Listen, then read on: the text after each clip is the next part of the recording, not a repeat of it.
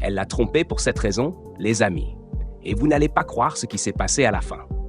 Abonnez-vous à cette chaîne pour ne rien rater de nos derniers films et de nos résumés explosifs. Le film s'ouvre sur une violente confrontation entre un homme nommé Dayo et sa belle-mère, Nneka. Dayo lui reproche avec colère pourquoi son défunt père lui a légué 80% de tous ses biens, ne lui laissant que 20%. En réponse, Nneka révèle une vérité douloureuse. Lorsque le père de Dayo était sur son lit de mort, il a supplié de voir son fils, mais Dayo ne s'est jamais présenté. Au lieu de ressentir du remords, Dayo devient encore plus furieux. Il prononce des paroles dures, l'insulte gravement et la pousse à bout jusqu'à ce qu'elle finisse par le gifler. Même si l'avocat de son défunt père tente de calmer la situation, la dispute dégénère complètement. La tension devient insupportable et Dayo quitte les lieux en colère.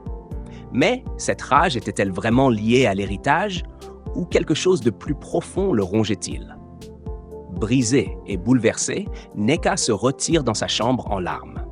En pleurant, elle replonge dans ses souvenirs et se rappelle comment elle a rencontré le père de Dayo. Elle se souvient de la façon dont il s'est présenté à elle, a montré un réel intérêt et a clairement exprimé son intention de l'épouser. De retour à la réalité, la douleur de sa mort la frappe à nouveau et elle pleure amèrement. L'amour peut-il vraiment se transformer en une telle souffrance? Plus tard, Dayo discute avec sa petite amie, Dalia, à propos du testament. Il n'arrive pas à comprendre pourquoi son père ne lui a laissé que 20%, tandis que les 80% restants reviennent à sa belle-mère et à son demi-frère. En parlant, Dayo commence à reprocher à son père la mort de sa mère, libérant des années de rancœur enfouies. Ensemble, ils tournent la situation en boucle, nourrissant sa colère au lieu de l'apaiser. Mais accuser les morts, est-ce vraiment la solution? Pendant ce temps, Nneka continue de faire le deuil de son mari. Elle se remémore les beaux moments qu'ils ont partagés, les rires, l'amour et la complicité. Quelques instants plus tard, son fils Del entre dans la chambre. Il s'assoit avec elle, la réconforte, lui rappelle son père et lui apporte même une tasse de thé. Puis Del pose une question troublante qui le hante. Est-il vrai, comme Dayo l'a affirmé, qu'elle a détruit le premier mariage de son père? Nneka nie fermement et explique tout. Elle dit qu'elle était déjà divorcée avant d'épouser son père et que le père de Dayo était aussi divorcé à ce moment-là. Selon elle, Dayo est simplement en colère et se défoule à cause de son amertume. Mais Del va-t-il la croire? Le lendemain matin, Nneka prend tranquillement son thé au petit déjeuner lorsque Dalia la rejoint soudainement à la table. Au lieu d'être polie, Dalia se montre grossière. Elle parle avec sarcasme, se moque intelligemment de Nneka et l'accuse indirectement d'avoir tué son propre mari. Choquée et profondément blessée, Nneka exprime son mécontentement et s'en va. Dalia a-t-elle dépassé les limites ou faisait-elle partie d'un plan plus vaste? Ailleurs, Dayo est dans sa chambre lorsque Dalia vient le voir. Il se confie à elle et se souvient de souvenirs douloureux, racontant comment il a confronté son père après la mort de sa mère. Dayo avait accusé son père de tout, mais celui-ci lui avait expliqué qu'il était déjà divorcé de sa mère et qu'il ne pouvait pas savoir tout ce qui se passait dans sa vie. Malgré ces explications, Dayo est resté furieux et la dispute a failli tourner à la bagarre. De retour au présent, Dayo et Dalia commencent à comploter. Ils discutent de la manière de récupérer l'héritage de Nneka et Dalia propose une idée choquante. Dayo devrait séduire Nneka et la manipuler émotionnellement. Peut-il vraiment aller aussi loin juste pour de l'argent? Le jour suivant, Del se rend dans la chambre de sa mère pour la chercher. En l'attendant, il remarque un journal et commence à le lire. À sa grande surprise, il s'agit des expériences personnelles de son défunt père, racontant comment il a rencontré Nneka. Le journal révèle qu'il l'a d'abord vue alors tendait un moyen de transport. Il lui a proposé de la déposer, mais elle l'a ignoré et est partie. Plus tard, le destin les a réunis lorsqu'elle est venue postuler dans son entreprise, découvrant qu'il était le même homme. Elle est devenue sa secrétaire et dès ce moment, il a développé des sentiments pour elle. Le journal raconte ensuite comment il l'a invitée à dîner et comment leur histoire d'amour a lentement commencé.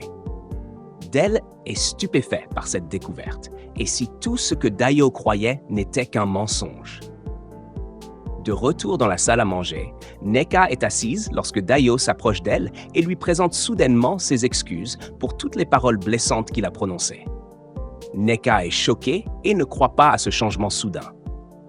Alors qu'il continue de parler, il commence à lui poser des questions intimes et déplacées, essayant clairement de la séduire, comme prévu.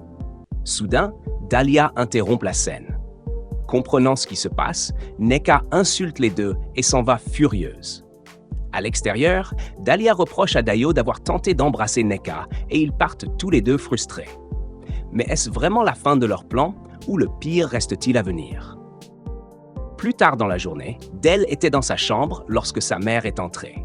Il était visiblement bouleversé, convaincu qu'elle lui avait menti. Nneka a d'abord nié, mais Del lui a montré le journal de son père qu'il avait lu. Il l'a confronté avec ce qui y était écrit. Selon elle, elle avait rencontré son père biologique après son divorce. Mais le journal racontait une autre version.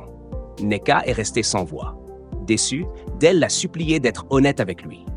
Finalement, Nneka a avoué et s'est excusée auprès de son fils. Elle lui a révélé qu'elle avait quitté son précédent mari pour épouser son père. Cette révélation a encore plus troublé Del.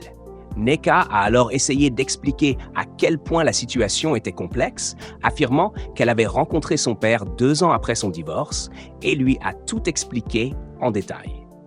Del a exprimé qu'il voulait simplement qu'elle s'ouvre à lui et soit honnête. Mais alors qu'ils continuaient à discuter, Dayo est entré avec sa petite amie, interrompant la conversation. Soudain, Dayo a lâché une bombe choquante. Il a déclaré que Del n'était pas le fils légitime de son père. Del est resté sous le choc. Nneka a tenté de dissimuler la vérité, mais Dayo est allé plus loin en expliquant que son ex-mari les avait chassés parce que Del n'était pas son enfant biologique. Dayo s'est même moqué de la situation. À ce moment-là, Nneka a admis que Dayo avait raison et a révélé la vérité la plus choquante de toutes. Le père défunt de Dayo était en réalité le père biologique de Del. Tout le monde est resté sans voix. Del était complètement brisé. Nneka a ensuite expliqué qu'elle avait eu une liaison avec le père de Dayo la veille de son mariage avec le supposé père de Del et que lorsque la vérité a éclaté plus tard, son mari les a chassés. Dayo a refusé de croire ses explications jusqu'à ce qu'elle présente un test ADN pour le prouver.